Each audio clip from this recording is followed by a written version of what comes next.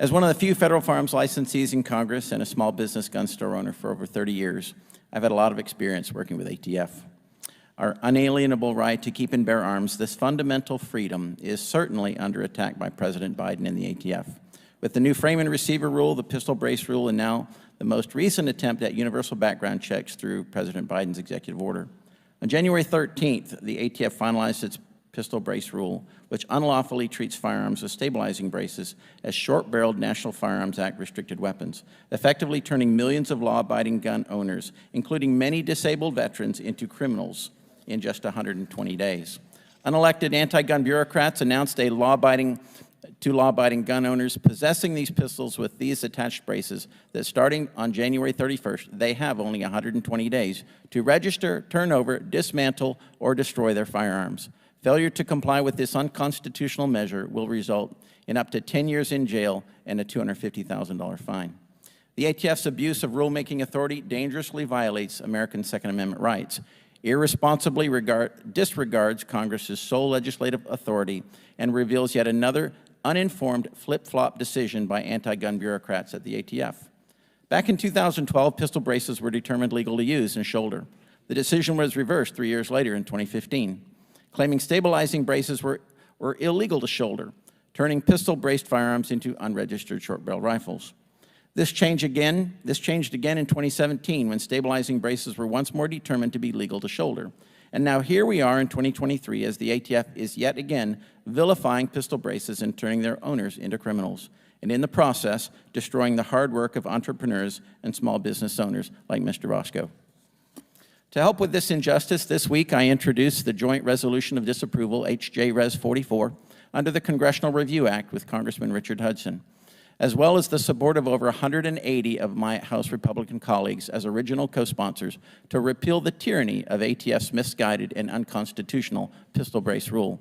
This ATF rule and every other form of gun control pushed by the Biden administration is nothing more than a thinly veiled assault on our Second Amendment rights. It is yet another attempt to advocate backdoor gun control in order to disarm our nation and dismantle Americans' Second Amendment freedoms. The intended end result would be an unarmed America, which would make for a less safe and less free America. Mrs. Swearer, will the ATF's pistol brace rule reduce crime and save lives, do you think? Almost certainly not. In fact, it's mostly liable to create felons where there were not felons before instead of attacking violent crime as it currently exists. And by the tens of thousands of them. Yes, sir. So if the intent is not to reduce crime and save lives, what do you believe is the purpose of ATF's pistol brace rule?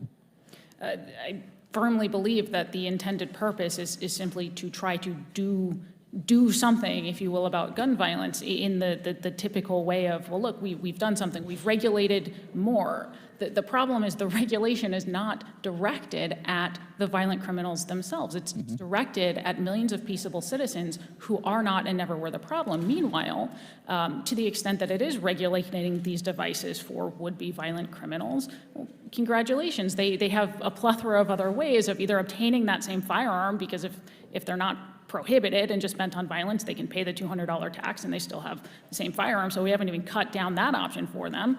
Or they can turn around, as most of them do, and break other laws, obtain firearms off the street with pistol brace or no pistol brace, NFA or not NFA.